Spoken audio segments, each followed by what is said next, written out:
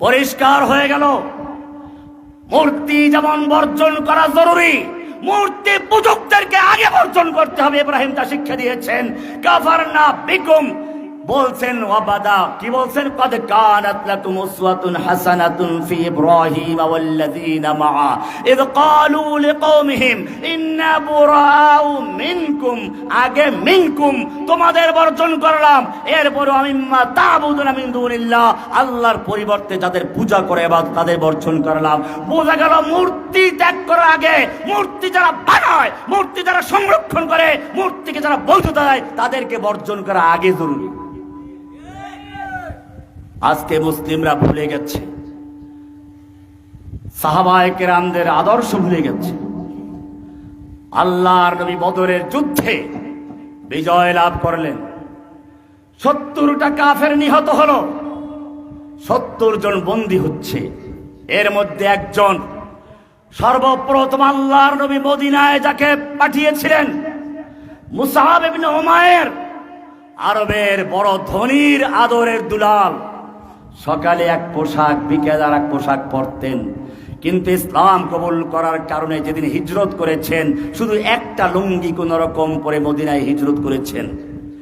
এই সাহাবী সেই সাহাবী যার শহীদ হওয়ার পরে কাপনের কাপড় পর্যন্ত পাওয়া যাচ্ছে না, মাথা ঢাকলে পা খুলে যায়, পা ঢাকলে মাথা খুলে যায়। আল্লাহর নবী বললেন, পায়ের দিকটা ইস্খির ঘাস দিয়ে ঢেকে দাও। এই সাহাবী যখন দেখতে পেলেন তার আপন ভাই উবাইদ ইবনে উমাইরকে বন্দী করা হচ্ছে, আপন ভাই ছোট ভাই বড় ভাইকে ডাক দিয়ে বলছে, মুসআব, এই যে তোমার লোকেরা আমাকে বন্দী করছে, একটু সুপারিশ করো আমাকে যেন হালকাভাবে বন্দী করে। ভাই আপন ভাইয়ের কাছে সাহায্য চাচ্ছে, আর কতদিন পরেই না দেখা, আমাকে তোমার লোকেরা বন্দী করছে, একটু আমাকে হালকাভাবে বাঁধতে বলো। ভাই উত্তর দিচ্ছেন, তুই কিসের ভাই আমার? আমার ভাই তো ওই লোকগুলো যারা তোকে বাঁধছে, ওরে ভালো করে বাঁধ রশি দিয়ে, ওর মা অনেক বড় ধনী, অনেক মুক্তিপণ দিয়ে ওকে ছাড়াতে আসবে, ভালো করে বাঁধ। আলহামদুলিল্লাহি ওয়াহদাহ والصلاة والسلام على من لا نبي بعده أما بعد فأعوذ بالله من الشيطان الرجيم بسم الله الرحمن الرحيم لتجدن أشد الناس عداوة للذين آمنوا اليهود والذين أشركوا وقال رسول الله صلى الله عليه وسلم عصابتان من أمتي أحرزهما الله من النار عصابة تغزو الهند وعصابة تكون مع عيسى ابن مريم हर सिमत मचलती किरणों ने अफसों ने शबे गम तोड़ दिया हर सिमत मचलती किरणों ने अफसों ने शबे गम तोड़ दिया अब जाग उठे हैं दीवाने दुनिया को जगा कर दम लेंगे सो चाहे कफील अब कुछ भी हो हर हाल में अपना हक लेंगे इज्जत से जीना है तो जी लेंगे या जामे शहादत पी लेंगे অদ্য 28 সেপ্টেম্বর 2025 রোজ রবিবার হবিগঞ্জ জেলার বাহুবল থানার ঐতিহ্যবাহী জামিয়া কাসিমুল উলুম বাহুবল মাদ্রাসা ময়দানে আয়োজিত আজকের এই মহাসম্মেলনের সম্মানিত সভাপতি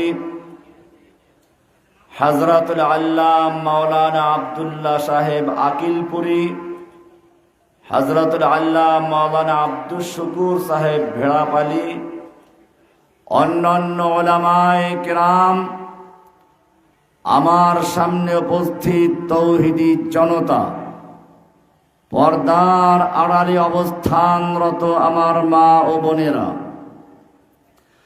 আল্লাহ সুবহানাহু ওয়া তাআলার মহান দরবারে লাখ শুকরিয়া পেশ করছি, যিনি আমাদেরকে অত্যন্ত ভালোবেসে, অত্যন্ত মেহেরবানি করে আজকের এই মাহফিলে আসার এবং বসার তৌফিক এনায়েত করেছেন।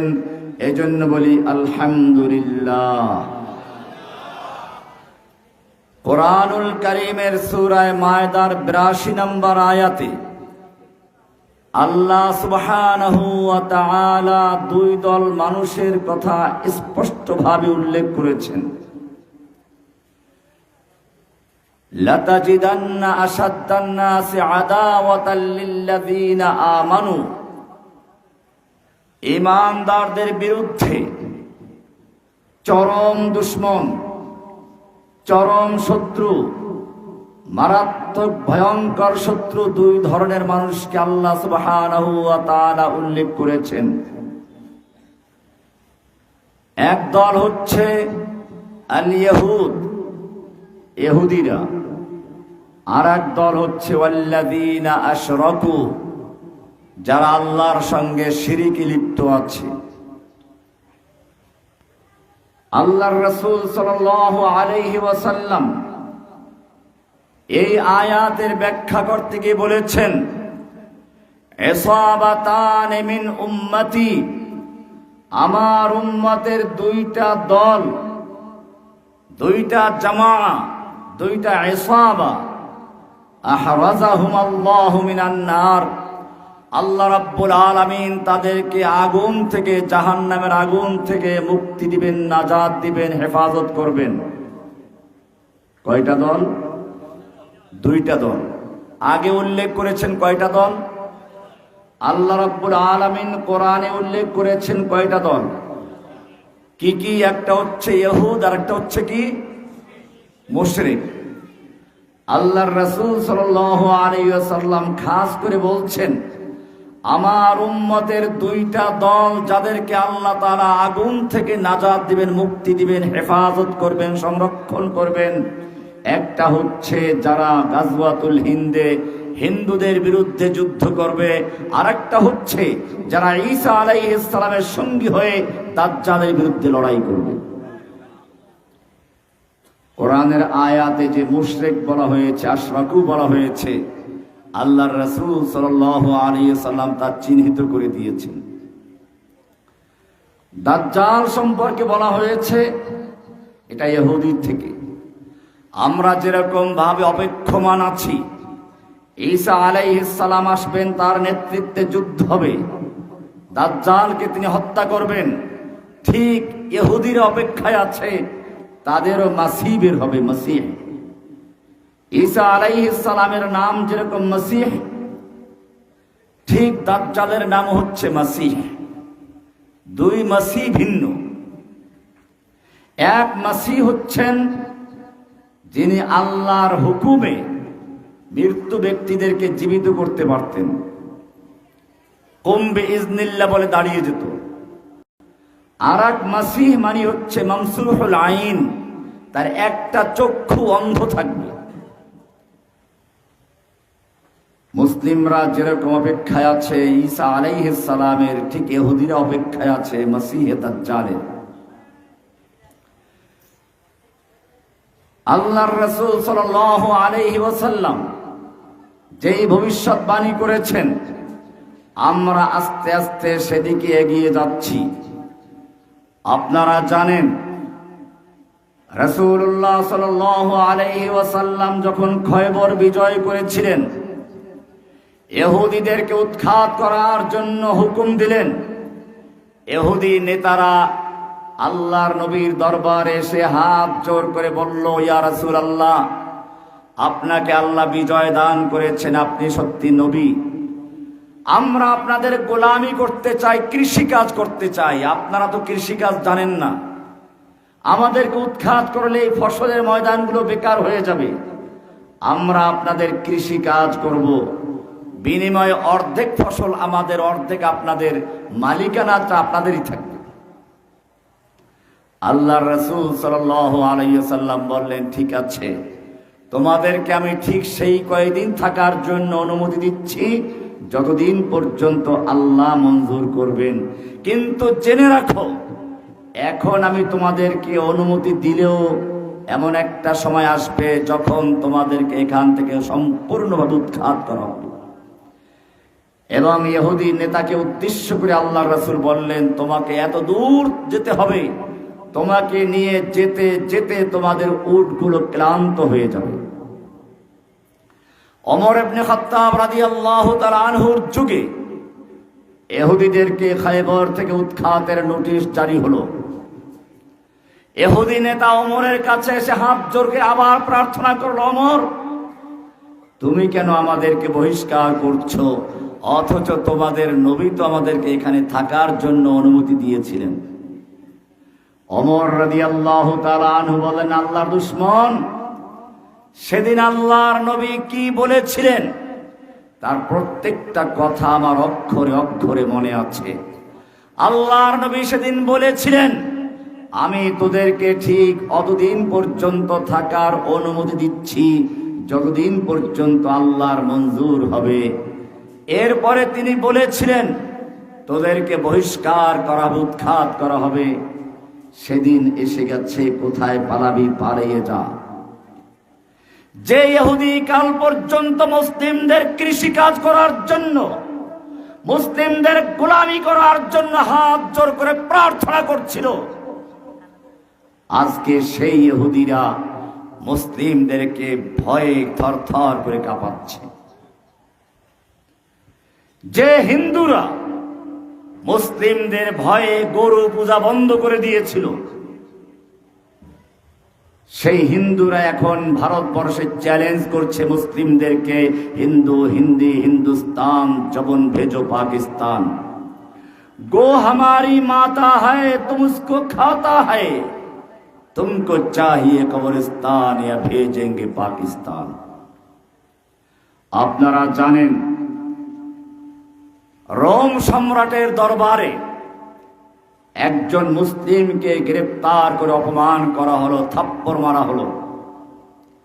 মুসলিম চিৎকার মেরে বলেছিলেন, হাজ্জাজ ইবনে ইউসুফ, মুসলিমদের খলিফা হয়ে বসে আছো, আর আমি একজন মুসলিম, আমাকে রোমের দরবারে অপমান করা হচ্ছে, থাপ্পড় মেরে উল্লাস করছে, তারা মুসলিমকে থাপ্পড় মেরেছে। কিয়ামতের মাঠে আল্লাহর দরবারে কি জবাব দিবে সেজন্য প্রস্তুত হও। হাজ্জাজ বিন ইউসুফের গোয়েন্দা ছিল সেখানে। হাজ্জাজ বিন ইউসুফের দরবারে খবর পৌঁছে গেল। হাজ্জাজ বিন ইউসুফ গোয়েন্দাদেরকে ডাকালেন, বাইতুল মালের দরজা খোলা আছে, যত অস্ত্রের প্রয়োজন, অর্থের প্রয়োজন সব দেওয়া হবে। আমি চাই ওই মুসলিমকে রোম সম্রাটের দরবার থেকে উদ্ধার করো। সঙ্গে সঙ্গে যেই কাফের রোমের দরবারে বসে মুসলিমের গায়ে থাপ্পড় মেরেছে, ওকে উদ্ধার করতে হবে। বেশি দিন যেতে হয় নাই, মুসলিমকে উদ্ধার করা হলো, সঙ্গে কাফেরকেও গ্রেফতার করে আনা হলো। হাজ্জাজ ইবনে ইউসুফ বলেছিলেন, এ আল্লাহর দুশমন, মুসলিমদের গায়ে থাপ্পড় মেরে কে উল্লাস করবে তা বরদাস্ত করা হবে না, মুসলিমরা প্রতিশোধ নিয়েই ছাড়ে। মুসলিমকে বললেন, তোমার গালে রোম দরবারে বসে যে থাপ্পড় মেরেছিল সেই কাফের তোমার সামনে উপস্থিত, তুমি তাকে থাপ্পড় মেরে প্রতিশোধ নিয়ে নাও। মুসলিম থাপ্পড় মেরে প্রতিশোধ নিলেন। এবারে মুসলিমদের খলিফা বললেন, যাও, তোমাকে আমি হত্যা করব না, তোমাকে আমি ছেড়ে দিচ্ছি। রোম সম্রাটের দরবারে এই বার্তা পৌঁছানোর জন্য মুসলিমদের গালে থাপ্পড় মেরে কোনো ব্যক্তি উল্লাস করতে পারে না, গর্ব করতে পারে না, অহংকার করতে পারে না। মুসলিমরা তার প্রতিশোধ নিয়ে ছাড়ে। এই বার্তা রোম দরবারে পৌঁছাবার জন্য তোমাকে যাওয়ার ব্যবস্থা করে দিচ্ছি। এ ছিল সেই মুসলিমদের অবস্থা।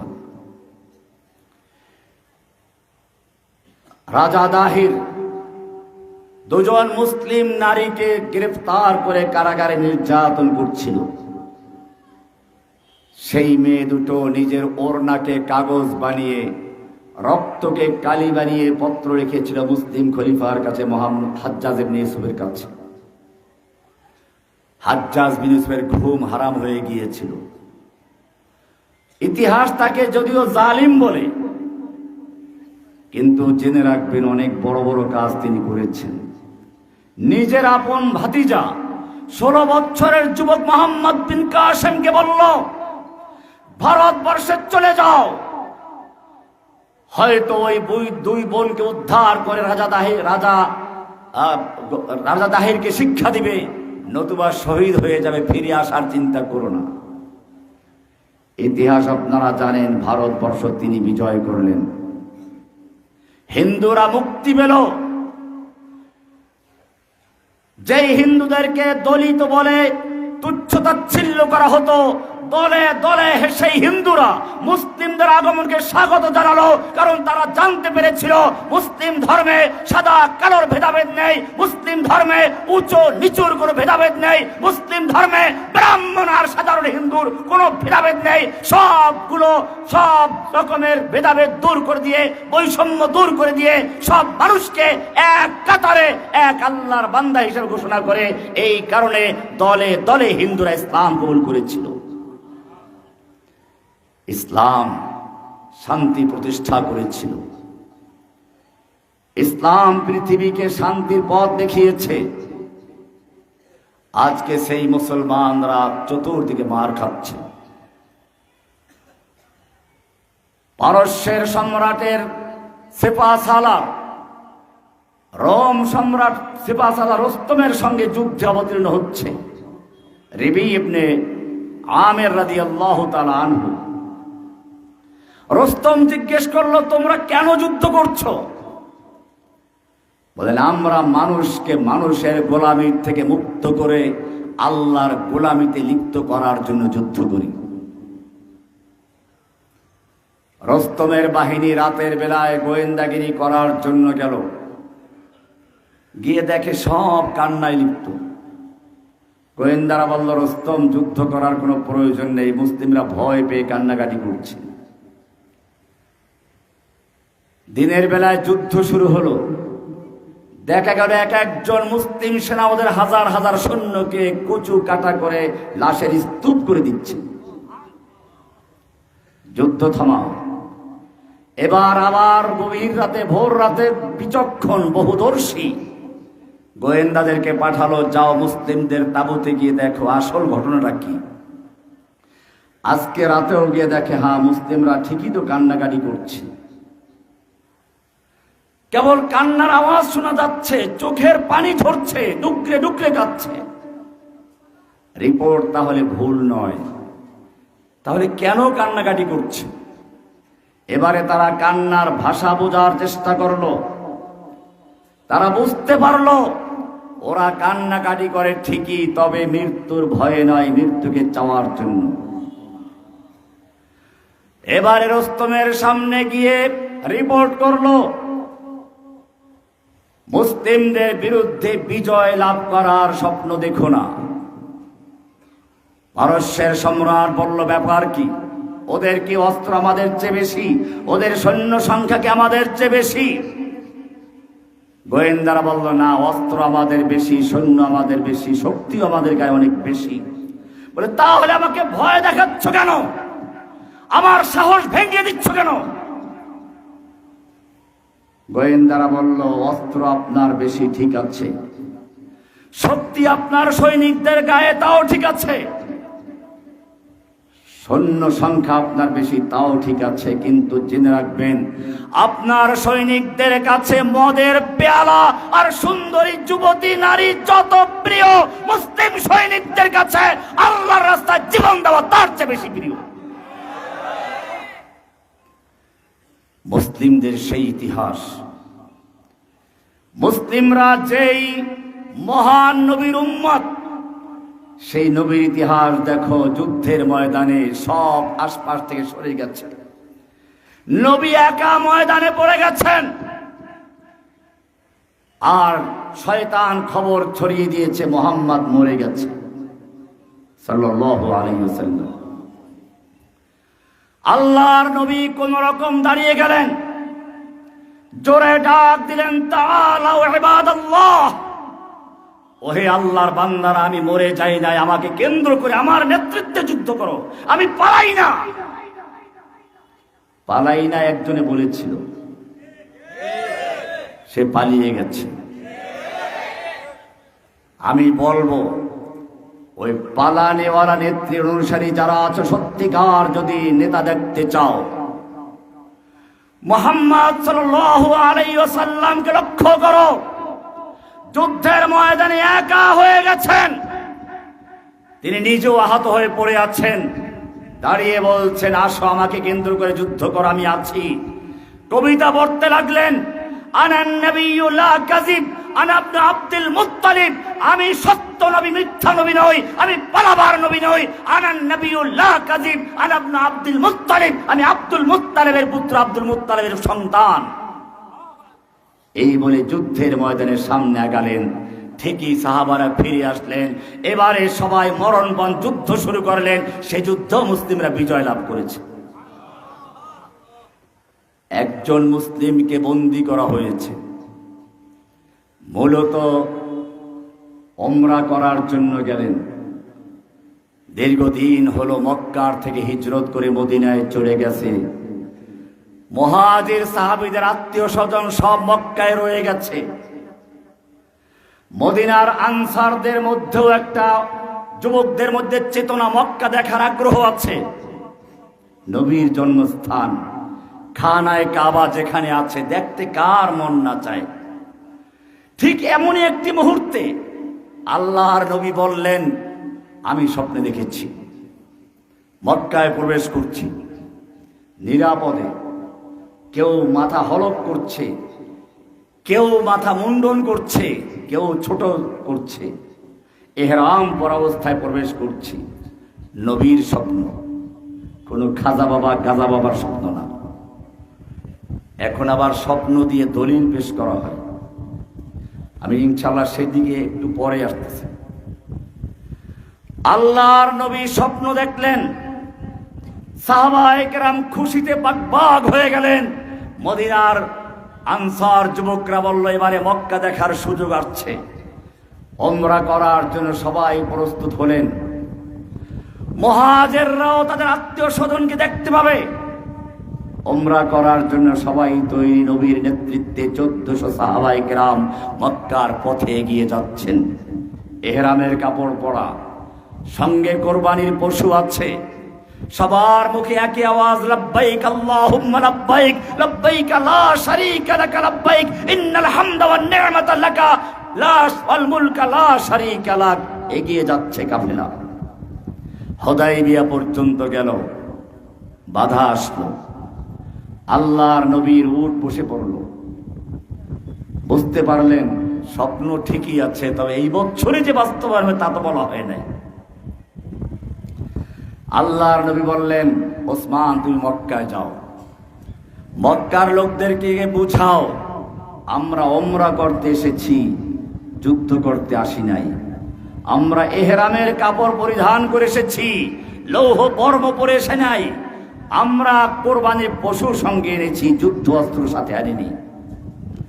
ওসমানকে পাঠানো হলো কেন? ওসমান জাহিলি যুগেও মক্কার একজন জনপ্রিয় ব্যক্তি ছিলেন। ইতিহাসের কিতাব লেখে এত জনপ্রিয় ছিলেন, মেয়ে লোকেরা আমাদের দেশে যেমন বাচ্চাদেরকে ঘুম পাড়াবার জন্য কবিতা পড়ে, মক্কার মেয়েরা কবিতা পড়তো, উহিব্বুকা ওয়ার রহমান হুব্বা কুরাইশিন উসমান, উহিব্বুকা ওয়ার রহমান হুব্বা কুরাইশিন উসমান। হে আমার আদরের সন্তান, আমি তোমাকে ঠিক সেভাবেই ভালোবাসি যেরকম কুরাইশের লোকেরা ওসমানকে ভালোবাসে।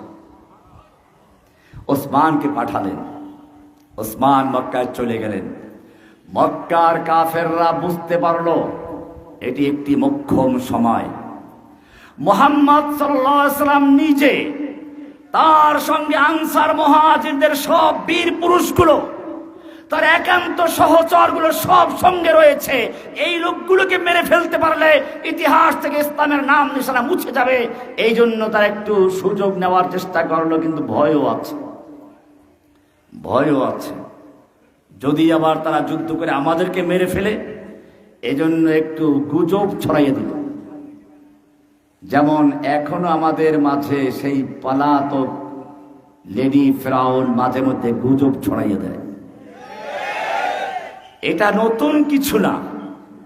মক্কার কাফেররা এই গুজব ছড়ালো ওসমানকে হত্যা করা হয়েছে। দেখি প্রতিক্রিয়া কি হয়। বাস্তবে কি হত্যা করা হয়েছিল? তাহলে বোঝা গেল নবী গায়েব জানেন না। কি করেন না? গায়েব জানলে তো গুজব বলে আগে বলতেন না, কিছুই হয় না। আল্লাহর নবীর কানে যখন এই খবর পৌঁছে গেল, আল্লাহর নবী ওসমানকে মক্কায় পাঠিয়ে দিয়ে বিশ্রাম নিচ্ছিলেন।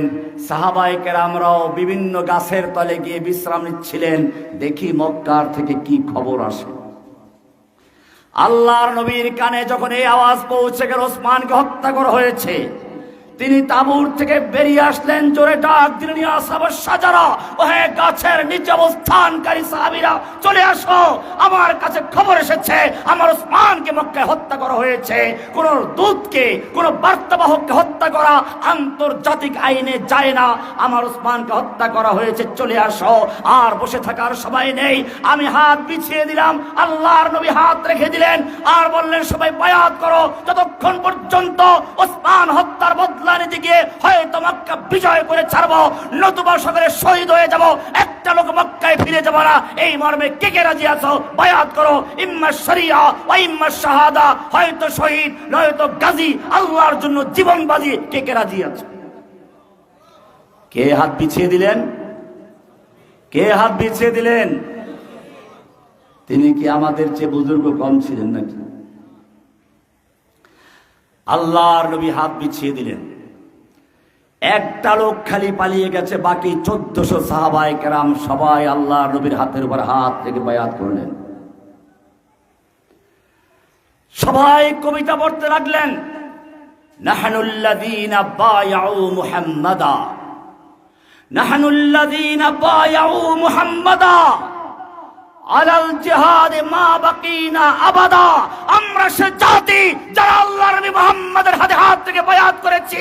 আমাদের দেহের সাথে রূহ থাকা পর্যন্ত আমরা পালাবো না, আমরা পিছপা হব না। হয়তো শরিয়াত নয়তো শাহাদাত, মক্কা বিজয় করব, নতুবা শহীদ হয়ে যাব, একটা লোক পালাবো না। বায়াত হয়ে গেল। মক্কার কাফেরদের বুকে জালজালা শুরু হয়ে গেল। যেভাবে সহজ মনে করেছিলাম তা না, তারা আমাদেরকে ছেড়ে দিবে না। কাফেরদের মন দুর্বল থাকে, কারণ ওরা সবচেয়ে বড় ভয় দেখায় আমাদেরকে মৃত্যুর। তোমরা যেই মৃত্যুর ভয় দেখাও, আমরা সেই মৃত্যু পাওয়ার জন্য লালিত। তোমরা যেই মৃত্যুর ভয় দেখাও, আমরা সেই মৃত্যুর সঙ্গে লড়াই করি। আমাকে বারবার হত্যা করার চক্রান্ত করা হয়েছিল। এমনকি যেদিন আপনারা স্বৈরাচারকে পালাতে বাধ্য করেছেন, ওর পরের দিন সকালেও আমাদের জেলখানার ভিতরে গুলি করা হয়েছে। বারবার হত্যার চক্রান্ত করা হয়েছে।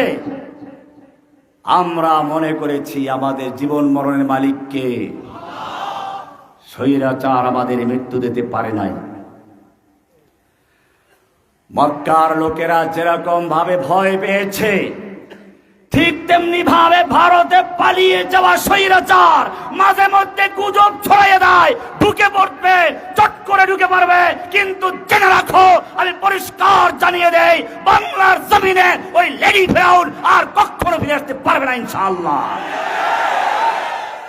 এদেশের তাওহীদি জনতা বিভিন্ন দলে বিভিন্ন গ্রুপে বিভক্ত হতে পারে, ঠিক আছে, বিভিন্ন মতানৈক্য থাকতে পারে, ঠিক আছে, কিন্তু জেনে রাখবে ভারতের দালালদের বিরুদ্ধে বাংলার তৌহিদি জনতা ঐক্যবদ্ধ আছে, ঐক্যবদ্ধ থাকবে, একসাথে লড়াই করে জীবন দিতে প্রস্তুত আছে।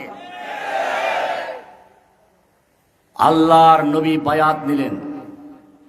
মক্কার কাফেররা ভয় পেয়ে এবারে চুক্তি করতে আসলো সুলহ হুদায়বিয়া নামে প্রসিদ্ধ ইতিহাসে।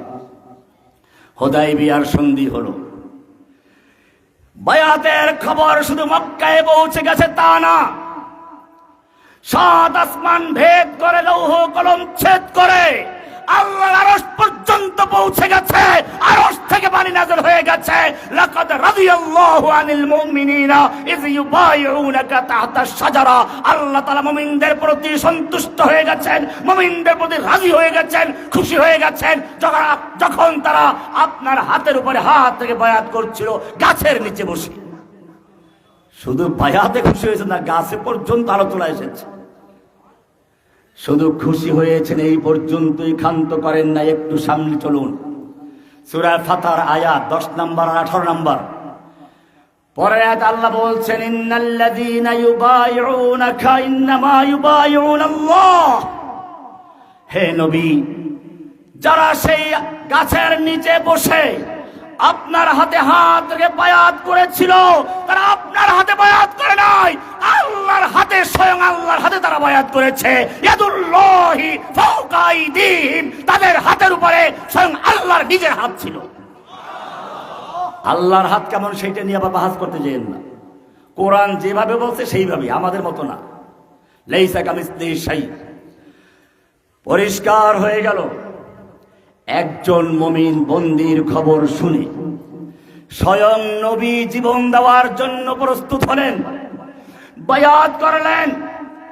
এখন হাজার যুবক, হাজার হাজার আলেম, হাজার হাজার মা বোন বিভিন্ন দেশের বিভিন্ন কারাগারে আছে, বাংলার কারাগারেও আছে।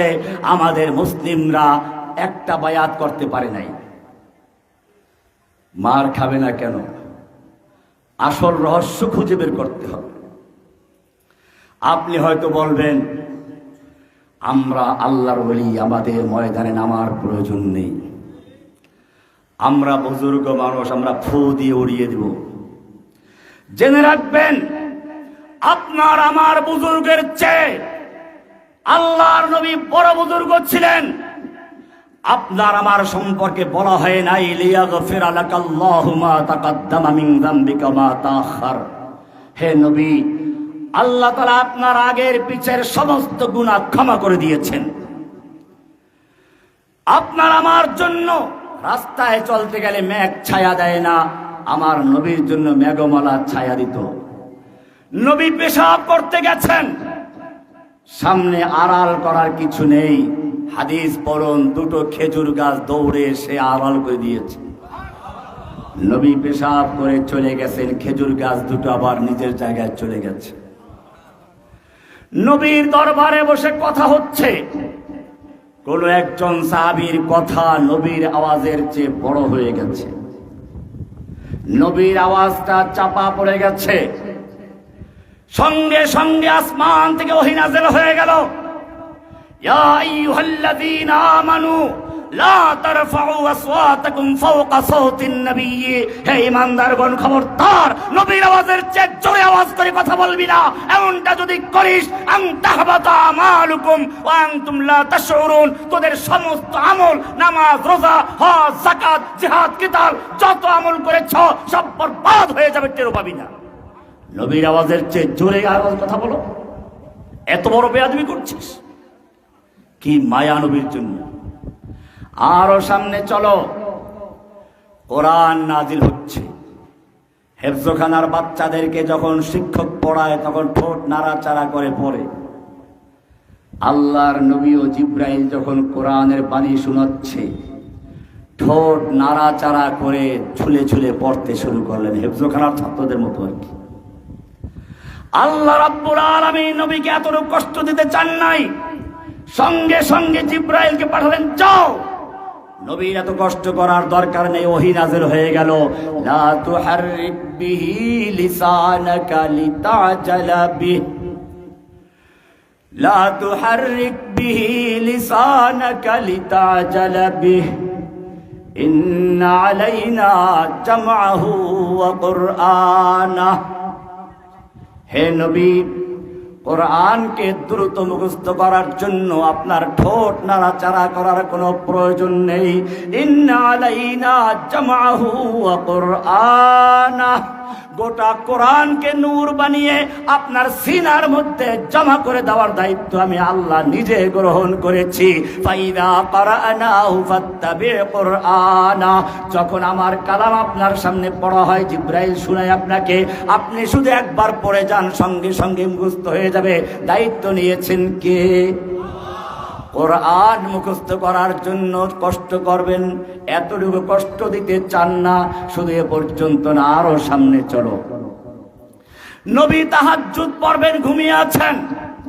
কি মায়াবী ডাক, ইয়া আইয়ুহাল মুজাম্মিল, ও কামলিওয়ালা, কুমিল লাইলা ইল্লা কালিলা।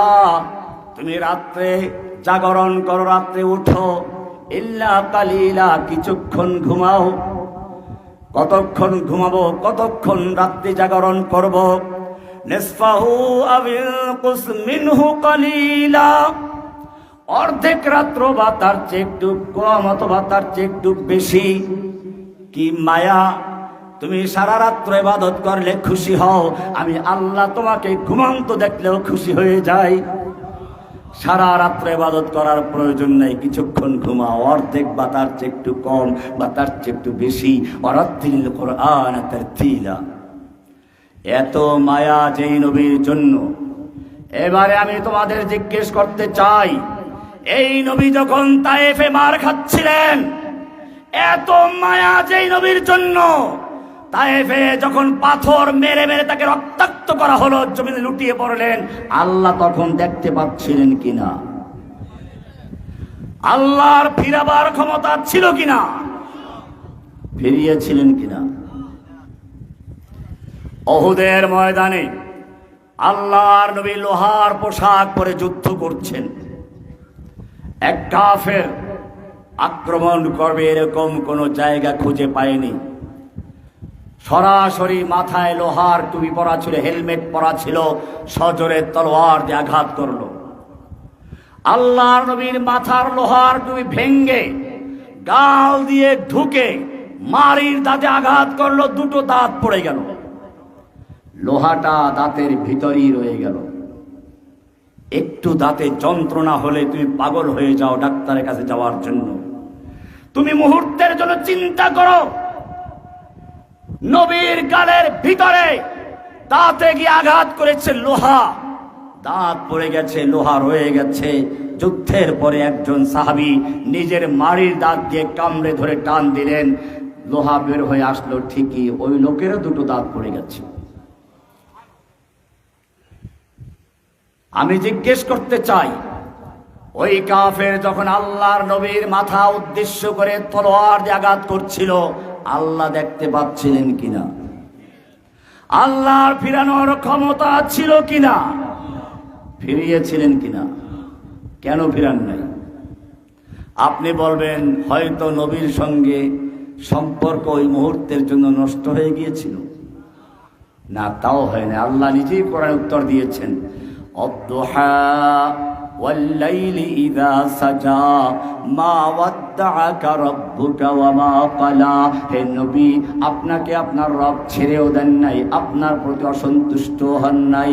বলে তাহলে আমাকে এত মারলো, তুমি ক্ষমতা থাকা সত্ত্বেও কেন ফিরাও নাই? এই হুজুর আর আমি একসাথে মনে করেন যাচ্ছি বাহুবলের কোন এলাকা দিয়ে, আমাকে লোকেরা চিনে না, ধরে মারলো কায়দা মতো। হুজুরের ক্ষমতা আছে, ফিরান নাই। এরপরে কি আমি হুজুরের সাথে আর চলবো? খাতির থাকবে? তো আল্লাহ তাআলা দেখলেন ফিরাবার ক্ষমতা ছিল, ফিরান নাই। কেন ফিরান নাই? আল্লাহ রাব্বুল আলামিন কোরআনে শিক্ষা দিয়েছেন, উত্তর নিজে দিচ্ছেন। আম হাসিবতুম আন তাদখুলুল জান্নাতা أم حسبتم أن تدخلوا الجنة ولما يأتكم مثل الذين خلوا من قبلكم মাসাতহুমুল বাসাউ ওয়াদ-দাররাউ ওয়াযুলজিলু হাত্তা ইয়াকুলার রাসূলু ওয়াল্লাযীনা আমানু মা'আহু মাতা নাসরুল্লাহ। আম হাসিবতুম, তোমরা কি মনে করেছো এমনি জান্নাতে প্রবেশ করবে? ওয়ালাম্মা ইয়াতিকুম মাসালুল লাযীনা খালাউ মিন ক্বাবলিকুম, আর তোমাদের কাছে আসবে না ওই সমস্ত বিপদ আপদ মুসিবত যা এসেছিল তোমাদের আগের লোকদের প্রতি। জেল জুলুম, নির্যাতন, নিপীড়ন, ক্ষুধা, নির্যাতন, কত রকমের দুশমনদের আক্রমণ, ভূমিকম্পের মতো দুশমনদের জালজালা আক্রমণ শুরু হয়েছে। মক্কা থেকে আক্রমণ করেছে, আল্লাহর নবী নিজে খন্দক খনন করেছেন, পেটে পাথর বেঁধেছেন, চতুর্দিক থেকে আক্রমণ হয়েছে। নবীকে হত্যা করার জন্য চক্রান্ত হলো, নবীকে বাড়ি ঘর ত্যাগ করতে হলো, নবীকে হিজরত করতে হলো। এইরকম একটা কঠিন মুহূর্তে নবীকে পড়তে হয়েছে, রক্ত দিতে হলো, মার খেতে হলো। আর তোমরা তার উম্মত হয়ে এমনি জান্নাতে ঢুকে যাইবা, তোমাদের সেই বিপদ আসবে না, এইটা মনে করে বসেছো? আম হাসিবতুম, তোমরা কি মনে করেছো এমনি জান্নাতে ঢুকে পড়বা? ওয়ালাম্মা ইয়াতিকুম মাসালুল লাযীনা খালাউ মিন ক্বাবলিকুম মাসাতহুমুল বাসাউ ওয়াদ-দাররাউ ওয়াযুলজিলু হাত্তা ইয়াকুলার রাসূলু ওয়াল্লাযীনা আমানু মা'আহু মাতা নাসরুল্লাহ। এমনকি স্বয়ং আল্লাহর রাসূল নিজে এবং তার সঙ্গীরা বলতে বাধ্য হলেন, মাতা নাসরুল্লাহ, আল্লাহর সাহায্য কবে আসবে? আমরা তো শেষ হয়ে যাচ্ছি। এরপরে আল্লাহ বলছেন, আলা ইন্না নাসরাল্লাহি করিব, আল্লাহর সাহায্য কাছে। আল্লাহর সাহায্যের নিয়ম হলো, বান্দা যখন তার শক্তি সামর্থ্য পুরাটা ব্যয় করে, বান্দার সামর্থ্য শক্তি যেখানে শেষ হয়ে যায়, আল্লাহর সাহায্য সেখান থেকে শুরু হয়ে যায়। ইতিহাস পড়ুন, বদরের যুদ্ধে ফেরেশতারা আগেই বদরে বসেছিল নাকি? না, বদরের যুদ্ধে 313 জন নিরস্ত্র মুজাহিদ যখন সশস্ত্র হাজার যোদ্ধার বিরুদ্ধে যুদ্ধের ময়দানে নেমে গেলেন, আল্লাহ রাব্বুল আলামিন বললেন, ওরা ওদের শক্তি সামর্থ্য যা ছিল সব নিয়ে মাঠে নেমেছে। ও ফেরেশতারা, তোমরাও যাও, ওদের কাঁধে কাঁধ মিলিয়ে মক্কার কাফেরদেরকে উচিত শিক্ষা দিয়ে আসো। বোঝা গেল বদরের যুদ্ধে ফেরেশতারা আগে বসেছিল না। যখন নবী নিজের নেতৃত্বে 313 জন নিরস্ত্র জীর্ণ শীর্ণ মানুষদেরকে নিয়ে মাঠে নেমেছেন, আল্লাহর কাছে বলেছে, আল্লাহুম্মা আনজিনি মা ওয়া'আদতানি, আল্লাহ তুমি আমার সঙ্গে যে ওয়াদা করেছো সাহায্য করার, এখন সময় এসেছে। আল্লাহ, আজকের দিনের পর থেকে যদি তুমি চাও এই জমিনে তোমার নাম জেনে নেওয়া কেউ থাকবে না, আমাদের ধ্বংস করে দাও। আর যদি তুমি চাও আজকের দিনের পরে তোমার নাম উঁচু হবে, আমাদের সাহায্য করো। আল্লাহ নবীর তাবুতে দোয়া হচ্ছে, আর আবু জাহেলের তাবুতেও দোয়া হচ্ছে। আবু জাহেলও দোয়া করছে, আল্লাহ, দুটো দল মুখোমুখি হচ্ছে যুদ্ধের ময়দান আগামীকাল। এই দুইটা দলের মধ্যে আহাব্বুল ফরিকাইন, দুই দলের মধ্যে যে দলটা তোমার কাছে বেশি প্রিয়, যেই দলটা তোমার পছন্দের, তুমি তাদেরকে সাহায্য করো। এরপরে স্লোগান শুরু হলো, ওলু হবাল, জয় বাংলা। আর একদিকে শুরু হলো আল্লাহু আকবার। কি শুরু হলো? আল্লাহু আকবার ধ্বনি বন্ধ করার জন্য চক্রান্ত আবু জাহেলরাও করেছে। আপনারা দেখেছেন 1.5 যুগ পর্যন্ত বাংলার জমিন থেকে তাকবীর ধ্বনিকে বন্ধ করার চক্রান্ত হয়েছিল। কিন্তু আপনারা জানেন, হাদিসে বলা আছে, যখন আল্লাহু আকবার ধ্বনি হয়ে যায়, ডান দিকের হাজার সাজার গাছ গাছালি পশু পক্ষী সহ শত দূর পর্যন্ত, পৃথিবীর শেষ সীমানা পর্যন্ত, বাম দিকে পৃথিবীর শেষ সীমানা পর্যন্ত গাছ গাছালি পশু পক্ষী সবকিছু মুয়াজ্জিনের সঙ্গে আল্লাহু আকবার ধ্বনি দিতে থাকে। এবং সেই ধ্বনি ইলাইহি ইয়াসআদুল কালিমুত তাইয়্যিবু, আল্লাহর আরশ পর্যন্ত পৌঁছে যায়। আর জয় বাংলা স্লোগান আরো সে যায় না, কোথায় যায়? সুতরাং যুগে যুগে যারা আল্লাহু আকবার ধ্বনিকে স্তব্ধ করতে চেয়েছে, আল্লাহ রাব্বুল আলামিন তাদের কণ্ঠকে চিরতরে স্তব্ধ করে দিয়েছেন।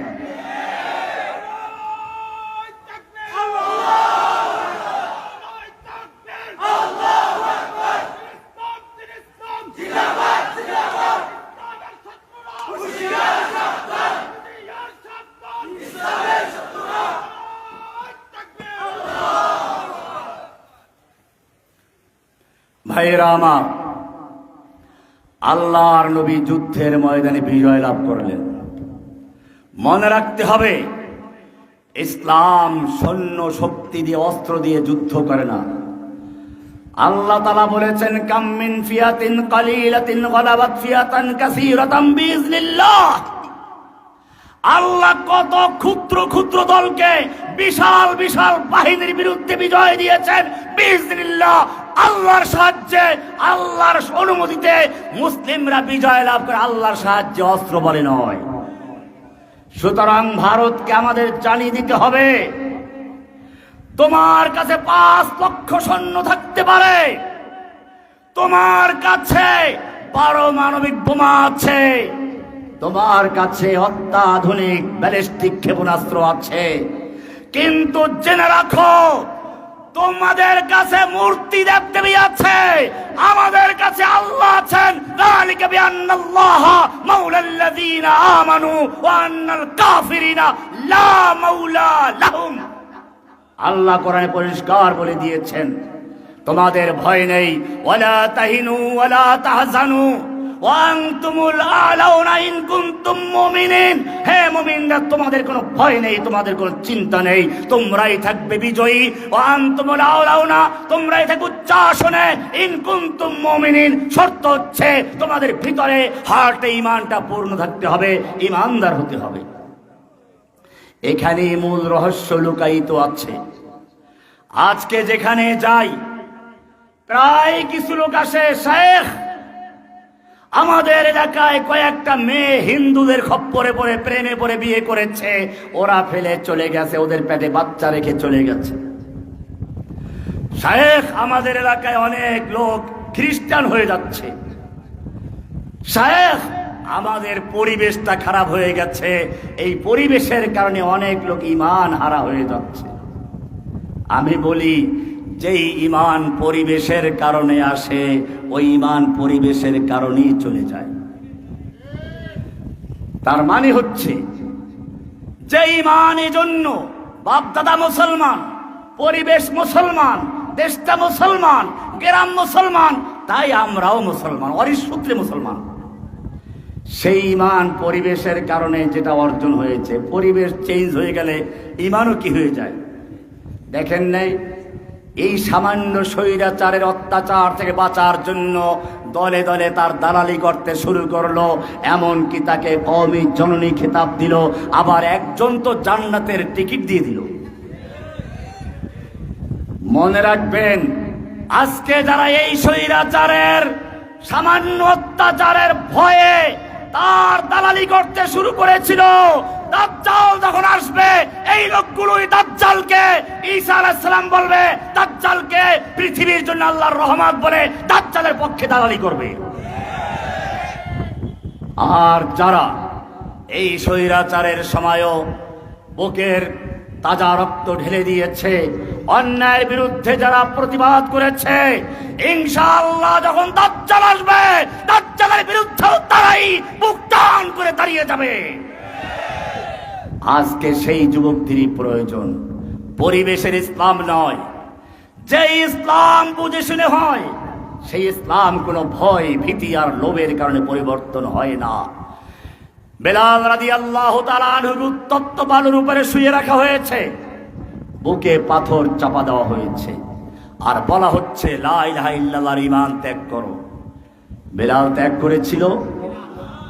সেই বালুর উপরে শুয়ে শুয়ে বলছে, আহাদ আহাদ লা ইলাহা ইল্লাল্লাহ, আমি দেবদেবী মানি না, মূর্তি পূজা মানি না, আল্লাহ ছাড়া কারো হুকুম আমি মানি না। পরিবেশের ঈমান নয়, সুমাইয়া রাদিয়াল্লাহু তাআলা আনহাকে লজ্জাস্থানে বর্ষা দিয়ে আঘাত করা হচ্ছে আর বলা হচ্ছে লা ইলাহা ইল্লাল্লাহ ত্যাগ করো। মেয়ে মানুষ, মহিলা মানুষ সে অবস্থায় আহাদ আহাদ লা ইলাহা ইল্লাল্লাহর স্লোগান দিচ্ছে, জীবন দিয়েছে, ঈমান থেকে চুল পর্যন্ত সরাতে পারে নাই।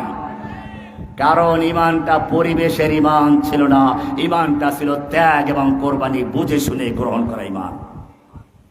খুবাইব রাদিয়াল্লাহু তাআলা আনহু মক্কার একজন বড় কবি, শুলিবিদ্ধ অবস্থায় তাকে রাখা হলো। বলা হলো, তুমি মক্কার বড় কবি, সাহিত্যিক, সম্ভ্রান্ত ব্যক্তি, তোমাকে এইভাবে হত্যা করতে আমাদের খুবই কষ্ট হচ্ছে।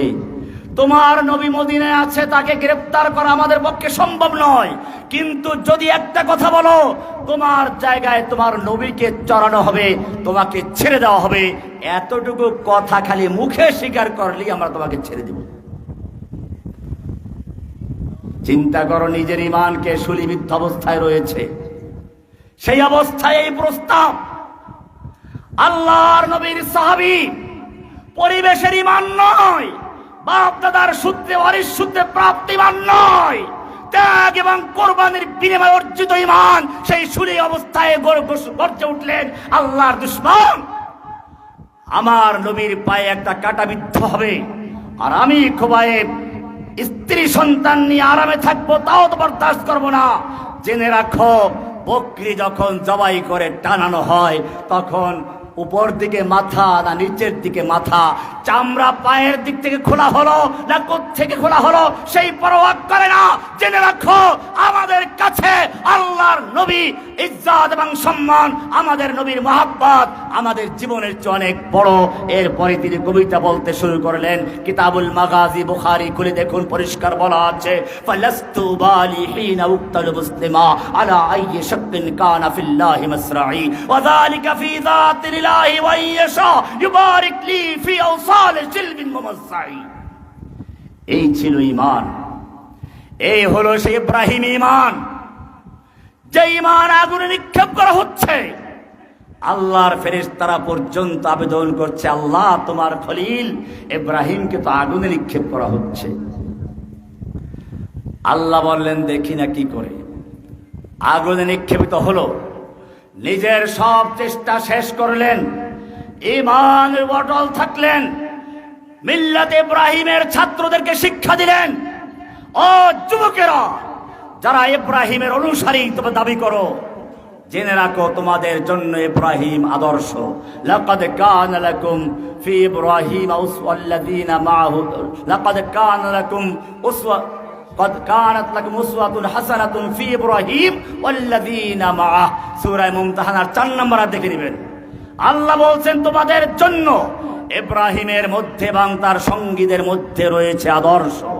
ইয ক্বালু লিকওমিহিম, যখন তারা তাদের জাতিকে উদ্দেশ্য করে বলেছিল, ইন্না বুরাউ মিনকুম ওয়া মিম্মা তা'বুদুনা মিন দুনিল্লাহ, আমরা তোমাদের থেকে এবং তোমরা আল্লাহর পরিবর্তে যাদের পূজা করো, আমরা তাদেরকে সম্পর্ক ছিন্ন করলাম। কাফারনা বিকুম, আমরা তোমাদেরকে মানি না। কদ বাদা ওয়া বাদা বাইনানা ওয়া বাইনাকুমুল আদাওয়াতু ওয়াল বাগদাউ হাত্তা বাদা বাইনাকুমুল আদাওয়াতু ওয়াল বাগদাউ হাত্তা, আর তোমাদের মাঝে আমাদের মাঝে শত্রুতা ঘৃণা শুরু হয়ে গেল, যতক্ষণ না তোমরা আবার এক আল্লাহর দিকে ফিরে আসবে।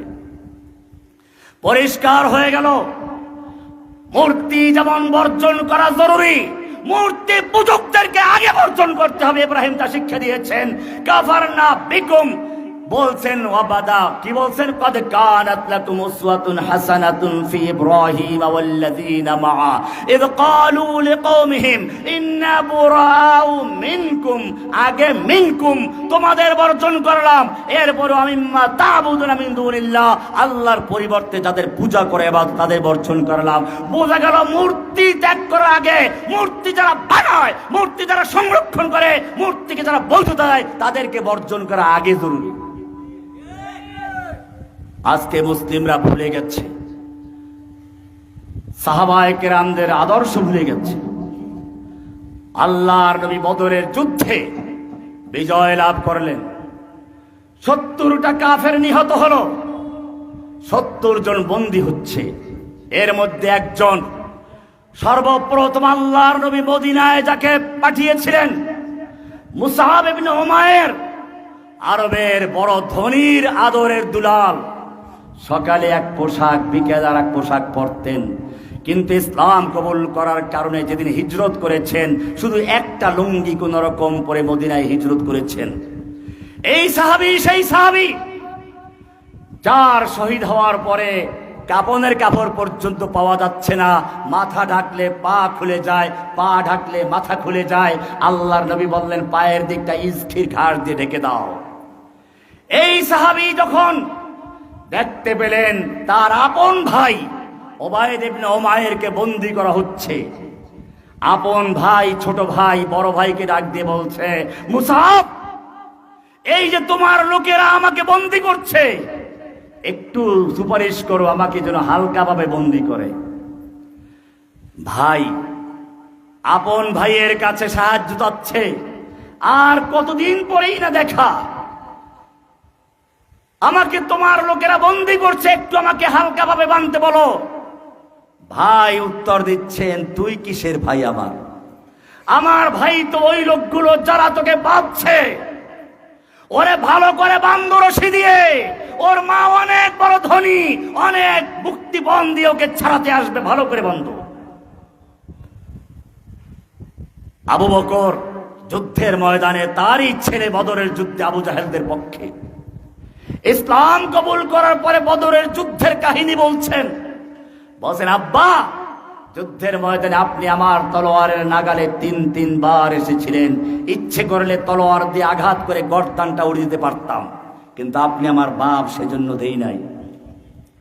আবু বকর বললেন, তোমার ভাগ্য ভালো, যদি বদরের যুদ্ধে একবারের জন্য আমি তোমাকে তলোয়ারের নাগালে পেতাম, আল্লাহকে সন্তুষ্ট করার জন্য আমি তোমার গর্দানটাকে দ্বিখণ্ডিত করে ফেলতাম।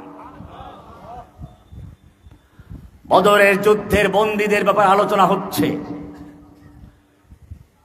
সবাই পরামর্শ দিলে এদেরকে মুক্তিপণ দিয়ে ছেড়ে দেওয়া হোক।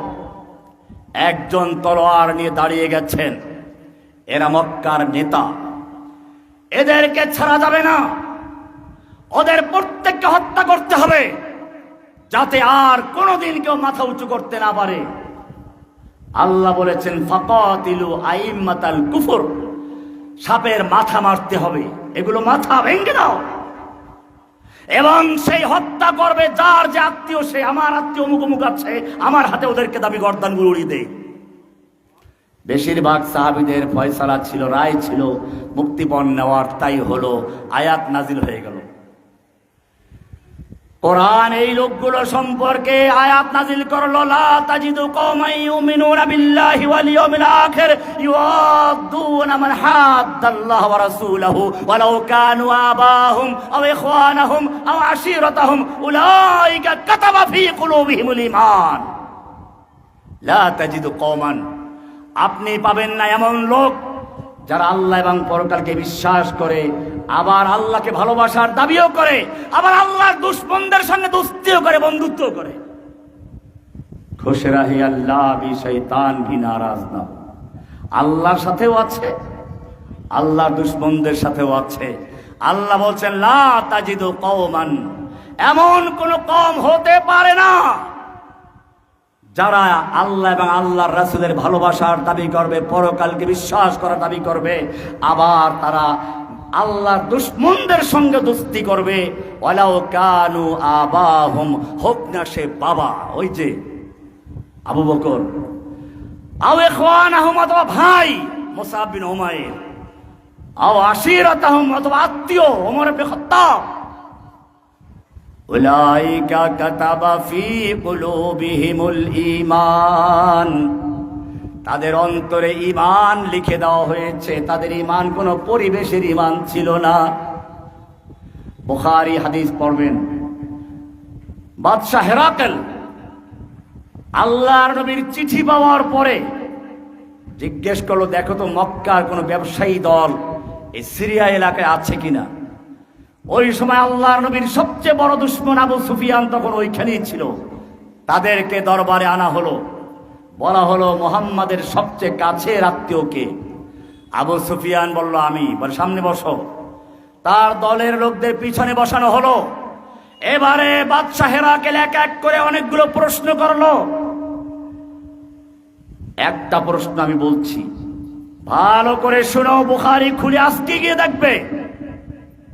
বাদশাহ হেরাকেল জিজ্ঞেস করলো, যেই লোকটা নবুয়ত দাবি করেছে, ওয়াহাল ইয়ারতাদ্দু আহাদুন আন দীনিহি সাখতাতান আন লিদীনিহি বাদা আন ইয়াদখুলা ফীহি, তার দিনের ভিতরে কোন ব্যক্তি প্রবেশ করার পরে, ইসলাম গ্রহণ করার পরে ইসলামের প্রতি অসন্তুষ্ট হয়ে ইসলামকেও ত্যাগ করেছে কি? আবু সুফিয়ান তখনও কাফের, বলছে না, এমনটা হয় নাই। এভাবে অনেকগুলো প্রশ্ন করার পরে আবার বাদশাহ নিজে মন্তব্য শুরু করলো। এই প্রশ্নে সে মন্তব্য করলো, আমি তোমাকে প্রশ্ন করেছিলাম, ওয়াহাল ইয়ারতাদ্দু আহাদুন আন দীনিহি সাখতাতান লিদীনিহি বাদা আন ইয়াদখুলা ফীহি, তার দিনের ভিতরে কেউ প্রবেশ করার পরে দিনের প্রতি অসন্তুষ্ট হয়ে কেউ দিন ত্যাগ করে কিনা? তুমি বলেছ না। ওয়া কাযালিকাল ঈমান, শুনে রেখো, এটাই হচ্ছে ঈমানের বাস্তবতা, এটাই হচ্ছে ঈমানের প্রকৃতি। হিনা তুখালিতু বাশাশাতুহু আল কুলুবা, যখন ঈমানের স্বাদ, ঈমানের প্রকৃতি, ঈমানের তৃপ্তি, ঈমানের মাধুর্যতা কারো অন্তরের সঙ্গে মিশে যায়, যেরকম চিনিকে পানির সঙ্গে মিলালে পরে একাকার হয়ে যায়, যখন কারো অন্তরের সঙ্গে ঈমান একাকার হয়ে যায়, তখন দুনিয়ার কোনো লোভ লালসা, দুনিয়ার কোনো ভয়ভীতি তার ঈমান থেকে চুল পরিমাণ সরাতে পারে না। এটাই হচ্ছে বড় সমস্যা। ওয়ালা তাহিনু ওয়ালা তাহজানু, তোমাদের কোনো ভয় নেই, তোমাদের কোনো চিন্তা নেই। ওয়া আনতুমুল আ'লাউনা ইন কুনতুম মুমিনিন, তোমরাই থাকবে বিজয়ী, তোমরাই থাকবে উচ্চ আসনে যদি মুমিন হতে পারো। আল্লাহ সুবহানাহু ওয়া তাআলা আমাদের সকলকে বিষয়গুলোকে বুঝার এবং আমল করার তৌফিক দান করুন, আমিন।